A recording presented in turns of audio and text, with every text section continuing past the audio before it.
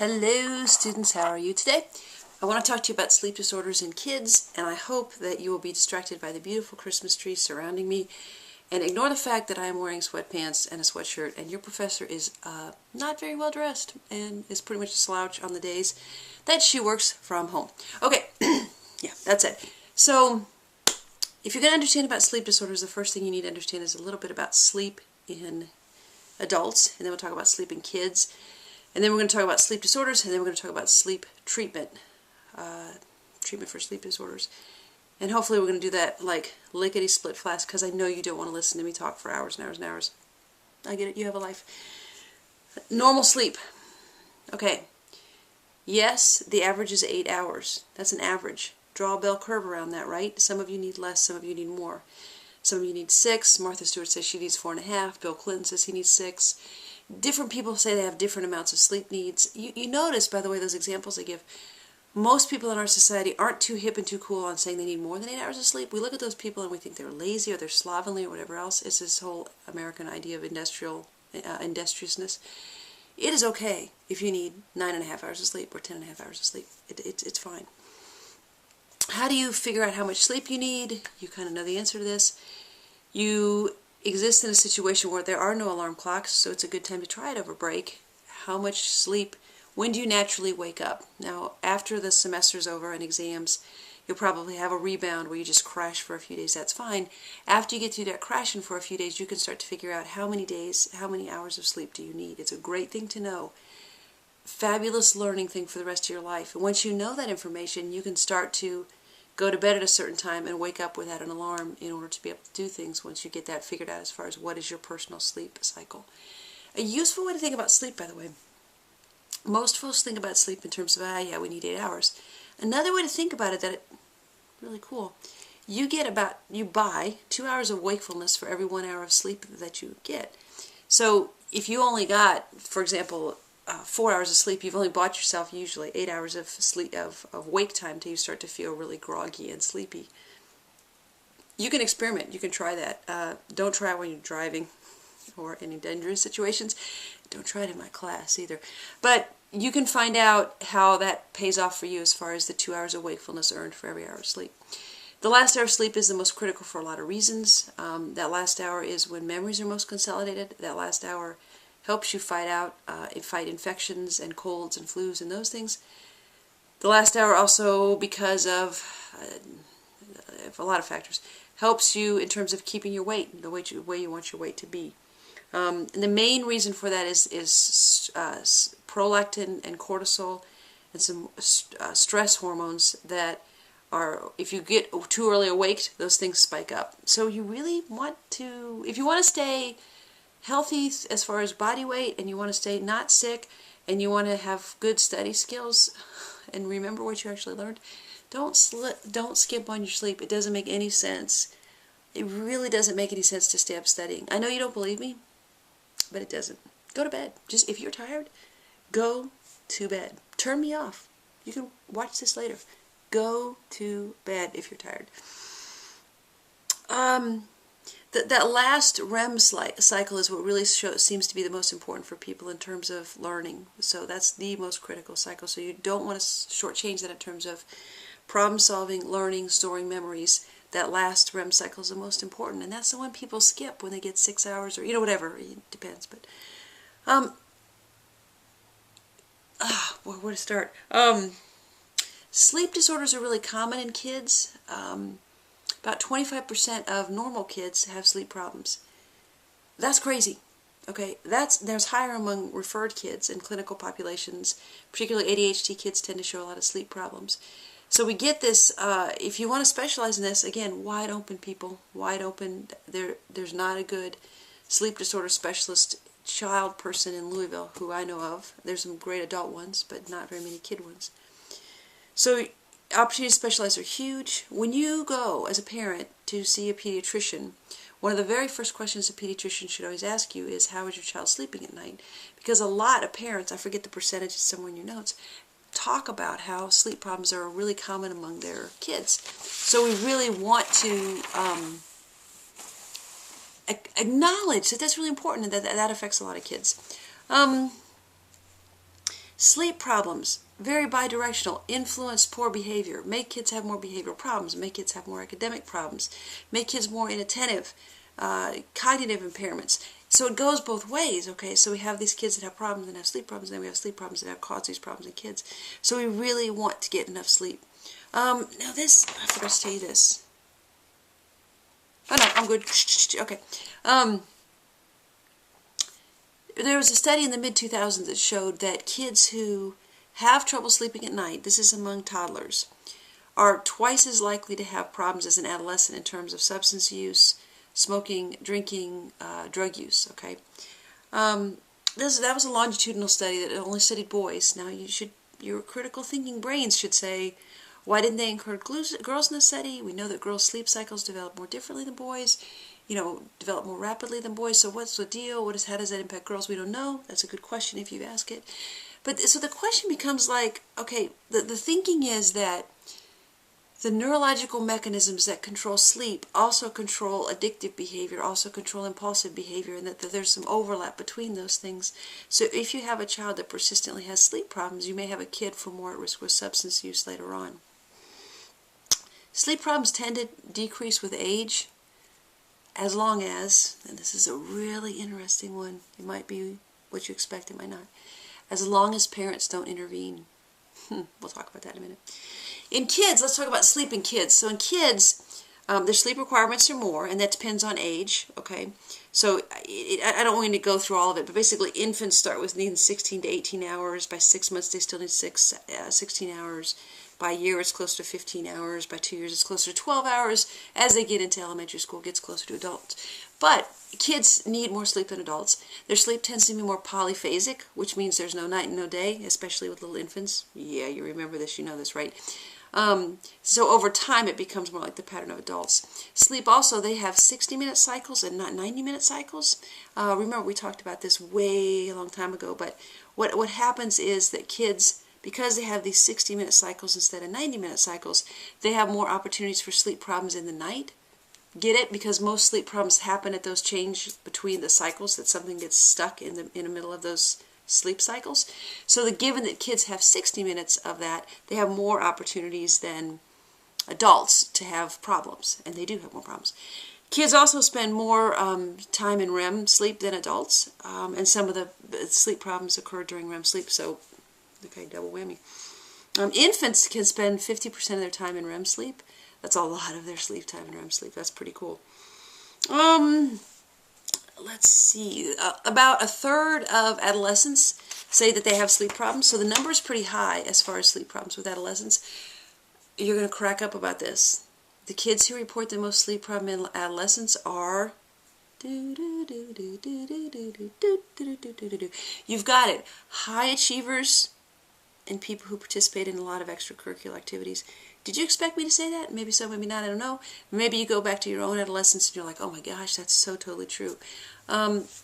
It's setting them up for a lifetime of sleep problems. As many of you, graduate student people, have those sleep problems, I get it. So what we really want to do is help people get to their sleep managed at a younger age. Premature infants, not at more risk for disorganized sleep. In fact, they show better sleep younger, more mature sleep at younger ages. Let's talk about body rocking, bopping.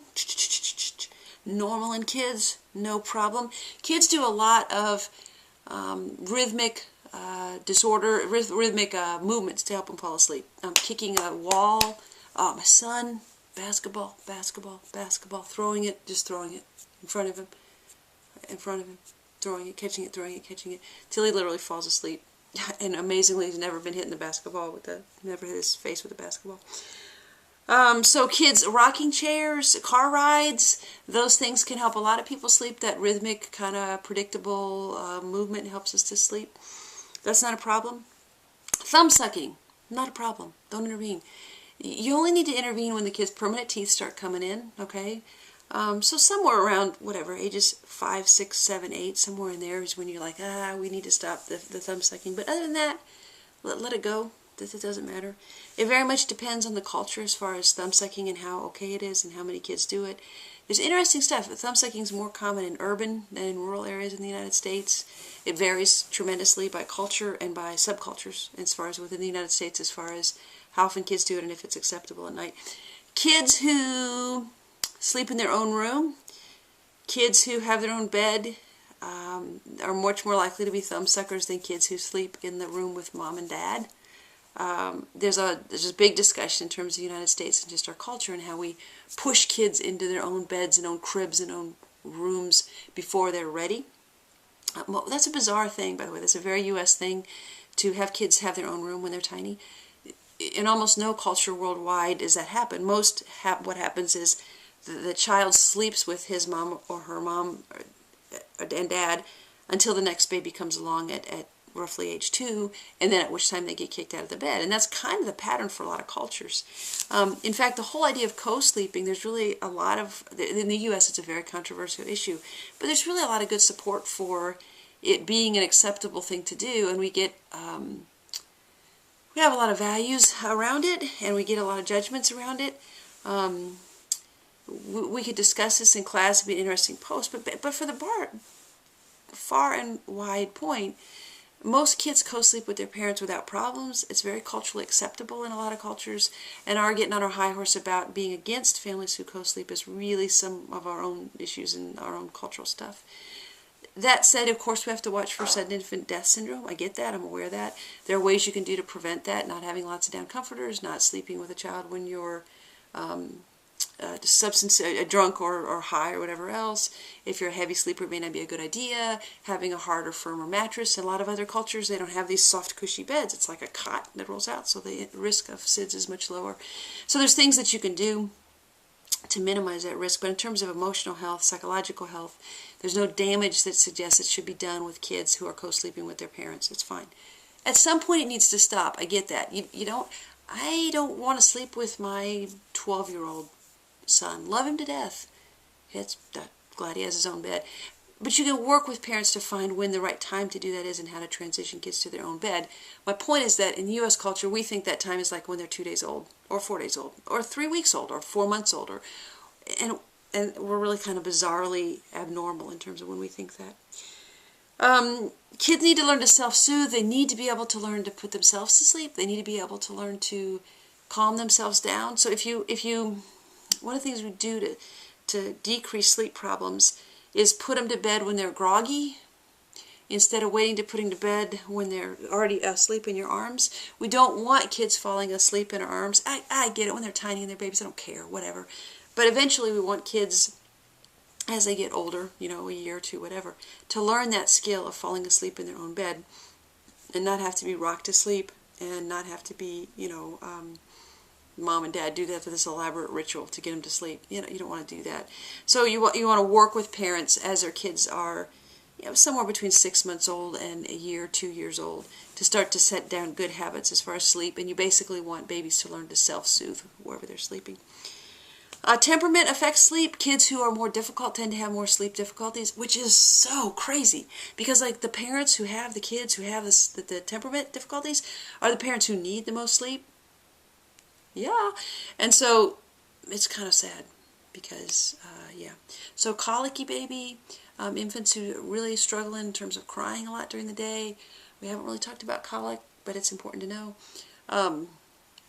General rule about colic, and I did not look this up, so this is relying on my memory, is that it's infants who cry for more than 3 hours a day, for more than 3 weeks, and there's one other 3 in there.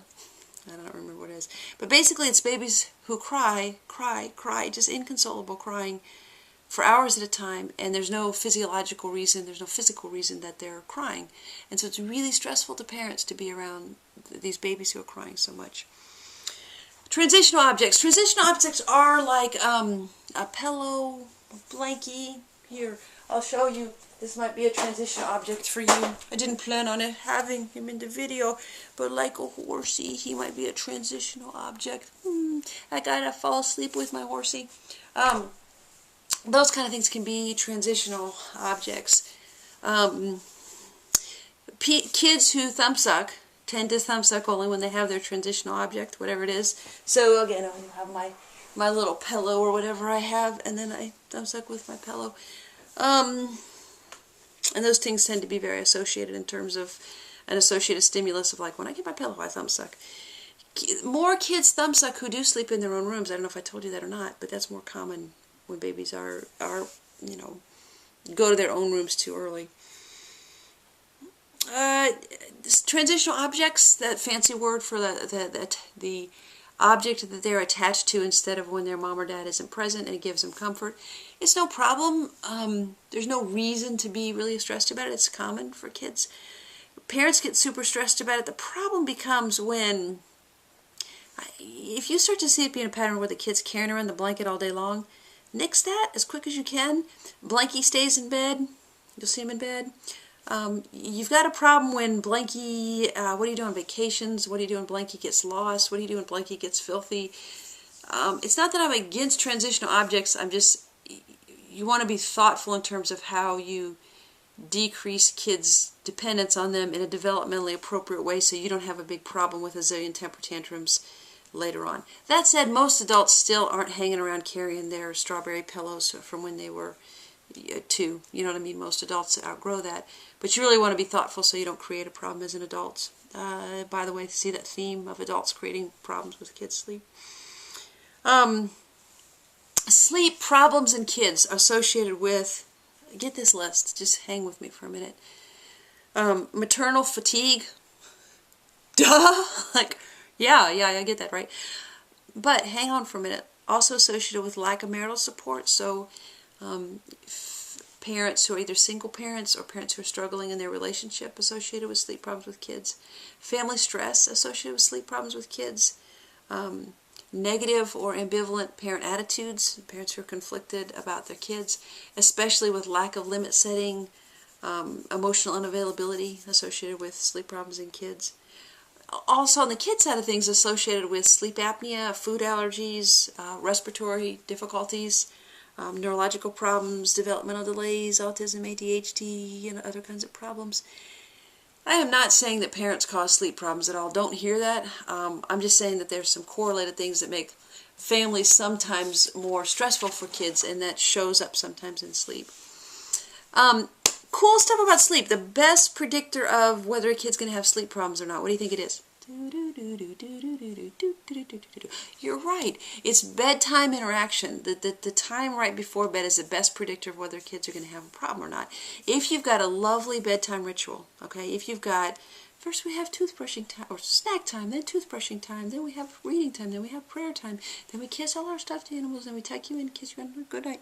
Okay, kids who have a nice ritual like that are much less likely to have bedtime problems than kids when it's like, it's 8 o'clock this night, it's 10 o'clock this night, there is a routine this night, there's not that night, we're going to skip that part of it because of this and then the other.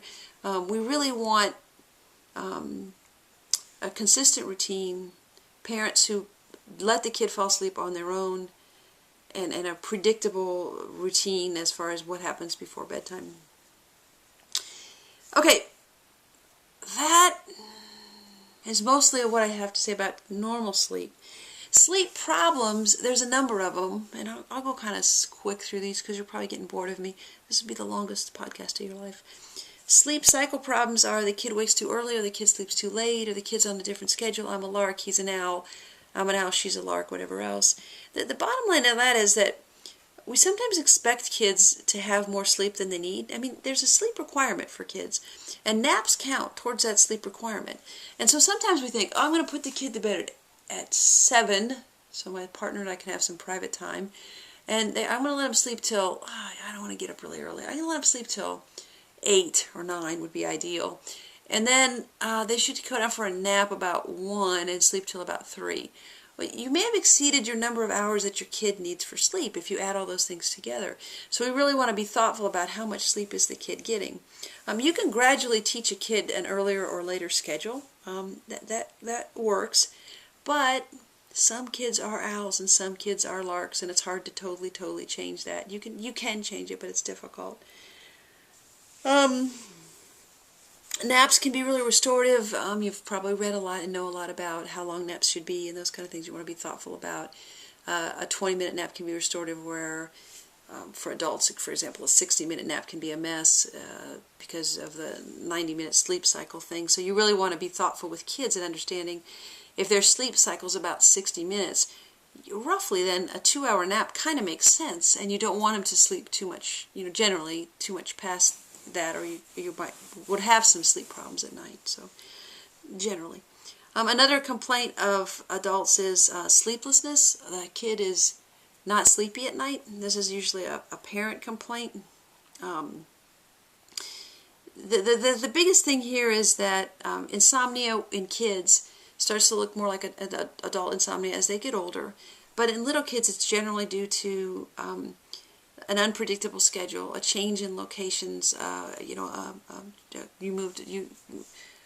traveled across time zones, and things are all kind of crazy, and you don't have your own bed, and whatever. Grandma's staying with us for 3 weeks, so you have to stay in another space. Or those are kind of some common problems with kids. But basically, in general, the most problems of sleeplessness come from adults, and the real problem there is a lot of it's caused sometimes by secondary gain, where kids are the adult then will go in and check on them and talk to them, and then it gets real messy because now the kid gets this one-on-one time with the adult, and we really want to work on that. So that's two. So there's sleep cycle problems and the insomnia or sleeplessness problem. A third one is bruxism, teeth grinding. They grind their teeth all night. Generally dental problem. Talk to the dentist. Mouth guards, other things. But that's not really a behavioral problem or physiological a problem. That in terms of psychologists, it's a problem you want to work with a dentist to make sure we don't cause teeth grinding, wearing down of the teeth. Another common problem is rhythmic movement disorder, where the kids do the jerks, head rolling, head banging, especially as they transition between REM sleep. It looks weird. You get some of those little sleep starts as you jerk when you're falling asleep. More common in kids and adults. Best intervention is no intervention. Don't worry about it. They're harmless. Let it go. Don't worry about it. It lessens and lessens after age 2. They're still going to have sleep starts, as they're falling asleep. And it can have some of those rhythmic movement disorders in the night, where they're doing the jerky kind of stuff. It looks kind of seizurous. Best intervention is no intervention. Sleep talking, more common in kids and adults. Sleepwalking, more common in kids and adults. It's common both during REM and non-REM sleep. There's a genetic component to it. Tends to run in families. The best thing for sleepwalking, sleep talking, by the way, really, you don't really need to intervene for it. Best intervention is no intervention. Sleepwalking, best intervention is make the environment safe. Make sure the kid's not going to fall down steps, fall out a window, whatever else. Always rule out seizures. Sometimes kids who sleepwalk respond well to anticonvulsants. Most kids outgrow it. Most common age is 4 to 8. It usually occurs in the first part of the night, the first hour, 2, 3 after a kid falls asleep. It's just generally not a problem. If we keep the environment safe, the person doesn't remember that they woke up during the night, they'll deny it. But if we keep the environment safe, that's the critical thing for sleep talking or sleepwalking. 2 more things to talk about for sleep problems. Confusion or arousals is another kind. This is kind of weird.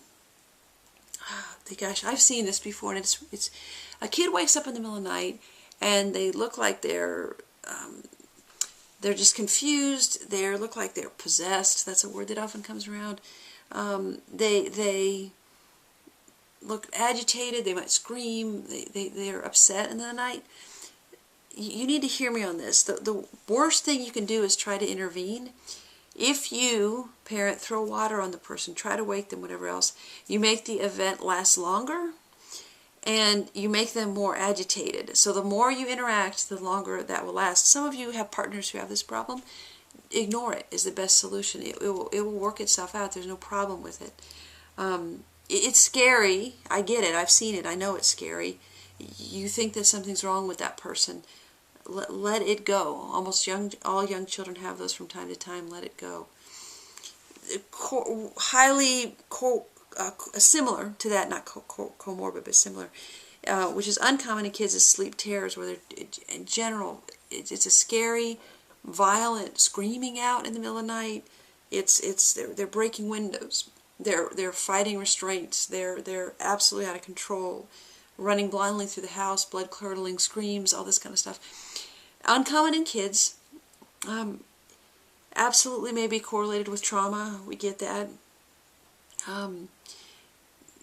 Best treatment is safety. Make sure the house is safe and don't intervene. The longer you intervene, the more it's going to last. Same way with the confusional arousals. So we really want to let kids, even though it looks terrible, it sounds hard, it's hard as a parent, we want to let kids sleep. I used to watch a young 4-year-old foster boy who had regularly had something between confusional arousals and sleep terrors. I don't know where we were on that kind of continuum. And the kid had been abused, and it was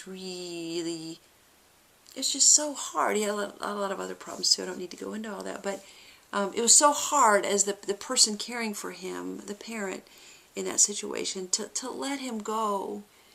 And when he's screaming his little head off at night, you know what I mean? But I know that's the best thing. So in those situations, you want to do some psychoeducation. You want to really reinforce the parents and the parents for not waking the kid, for doing a regular bedtime routine and all the other things, a good sleep hygiene. You want to reduce the secondary gains and secondary attention. There's a number of things you can do, but basically don't wake the kid in the night. Okay, now just hang with me for like 5 more minutes and I'll shut up. Treatment for sleep problems. The number one thing to do, I'll give you the best bottom line couple things, and then you can ignore everything else. Best ways to solve sleep problems. Number one, put the kid to bed to sleep later. I know, you think that's dumb. It's not dumb. Most of our problems are caused by a kid going to bed who's not really sleepy. If you're having problems with a lot of these things, if you put the kid to bed later and they're exhausted, you're going to eliminate some of these problems. So, number one, especially if you have sleeplessness and the kid can't sleep, whatever, put him to bed later. Number two, have the non-preferred parent be the one who intervenes in the middle of the night. What do I mean by a non-preferred parent? That sounds really tough and rough. In the night, the kid always cries out, "Mom, Mom, Mom, I need you," or "Papa, Papa, Papa." Okay, whoever the one who the child doesn't call out for is the person who needs to intervene in all the sleep problems. Okay, they get the non-preferred parent. They don't have access to the preferred parent. There's a lot of reasons we do that, but the main thing is we want to decrease the secondary gains associated with sleep problems. So we really want the other parent to be involved. Generally, the kid's calling out for mom. I'm not trying to be sexist, I'm just saying that. And generally, dads have a lot less experience for less patience for waking up at 4 a.m. in the morning and doing all this mollycoddling stuff. That sounds really sexist, and that sounds really wrong, and I don't mean for it to be sexist and wrong. I'm just saying, we don't want to give the kids lots of attention in the night. We don't want to prolong their wakingness. We don't want them to get the parent that they're calling out for in the middle of the night. We don't want to reinforce it with secondary gain, so the best thing to do is have the non-preferred parent be the one who comes in with sleep problems. Number three, best thing to do in terms of generic good interventions for sleep problems. Have a bedtime routine. Have a consistent bedtime and a consistent bedtime routine. My kids hate me because even on weekends I make them go to bed about 8:30. And they're like, "You're such an adult." Of course I'm an adult. I'm a parent. That's my job, right? And that's okay to be adult. It's no problem. And what do I do on Saturday morning? I wake them up. I wake up my children at about 6:30 Saturday morning. Flip on the lights. Time to get up. I don't pull their blankets off. I'm not evil. And I start with a dimmer light. It's okay. But kids need a regular set sleep schedule. It doesn't do them good. It doesn't do you good when you go to bed at all kinds of crazy hours. I know you want to watch The Walking Dead marathon. I get that. But the better you can have a regular bedtime, the better off you are. The more you can force yourself to wake up on the weekends, the same time you do during the week, the better off you are. On Saturday morning, I set my alarm for 4:30. On Sunday morning, I set my alarm for 4:30. Because that's what time I wake up Monday through Friday. I could get way off cycle if I didn't do that. So you really need to establish a routine for yourself. Now, by the way, I go to bed at 9 o'clock. I don't stay up late, so I get enough sleep. I just get it on the other end. The bottom line of all these things is behavioral interventions really get a nod for all these interventions. So think like a behaviorist, and you'll be thinking on target with what you want to do in terms of solving sleep problems. In general, what we want parents less involved in the sleep problems. There's an article I read. It's about roughly, they think about 85% of sleep problems are caused by parents. I know I told you that parents weren't to blame. I get that. But if there's things that we as parents can do to solve our sleep problems of our kids, good night, let's do them, because so we can get some sleep. Because don't we need sleep as parents? Because I know as a parent with 4 children, I need sleep, okay? So let's figure out how we can get parents less involved in the sleep process is a good theme. There's another thing you can do that's kind of fun. It's like a free pass thing. So basically kids get a free pass to, they can get out of bed twice or once or whatever, like a coupon. And there's no penalty for getting out of bed those 2 times. The next time there's a consequence, whatever the consequence is. So you know you have the kid that needs a drink of water, and then they forgot to brush their teeth. Then they didn't give their stuffed animals a hug, blah, blah, blah, blah, blah. Then they forgot to give their big brother a kiss. Then they forgot their school paper. Okay. So we can eliminate a lot of those by having this pass system where a kid gets 2 free passes. You really want to, the hardest sleep problems to extinguish or to change are the ones that are the smallest. Because if a sleep problem requires me as a parent just to get up for one time at 4 a.m. and be awake for 1 minute, I don't really care. I'm not that affected by it. It's not that big of a deal. Whereas if a sleep problem requires me to wake up at 2 a.m. and stay awake for 45 minutes, I want to get that thing taken care of. So the milder the problem, the harder it is to extinguish or change the behavior. That's important. You need to remember that. Other things we want to do. No TV in kids' room. This is a sore spot for me, and I don't need to go into it right now. But children don't need televisions. They really don't need to watch that much TV. They don't need to do that much computers. They need to do other things for their brains. So we really want to get rid of the TVs in the bedrooms. We don't want... nobody should be falling asleep to the TV. It's not good. It disrupts our sleep. So we just generally don't want to do that. So the research shows that if a TV is in a kid's room and a child regularly falls asleep watching TV, that they have worse sleep habits and worse sleep hygienes and worse sleep quality and more sleep disturbances than kids who don't have a TV in their room. Really, people, come on. Just get it out of there. You really don't need to see the 15th episode of Family Feud. It's okay. Imagery, relaxation, you can do those things. That's fine. There's not really... There's some evidence for those things, so that's okay. In general, you don't want kids... You can have sticker charts, reinforcement schedules, those things. In general, if your kid says they're scared of the dark, scared of sleep, whatever, you don't want to reinforce that there's things there at night. So, like, if you go in with a flashlight and say, look, there's nothing in your closet, see? Well, if you took the flashlight out and you looked, then you must have thought that there might be from a kid's point of view. So we really don't want to reinforce the idea that there can be any kind of boogie monsters in the closet. You can do bravery trainings. You can talk to a kid about being strong and being brave, whatever else. This is like 4, 5, 6, 7, 8-year-olds. And that's shorter naps also help as far as sleep problems. The general thing is you're really going to be working with parents. You're really going to want parents to be involved. And you're really going to want to be working with the kids as far as how can we resolve the sleep problems and work things out.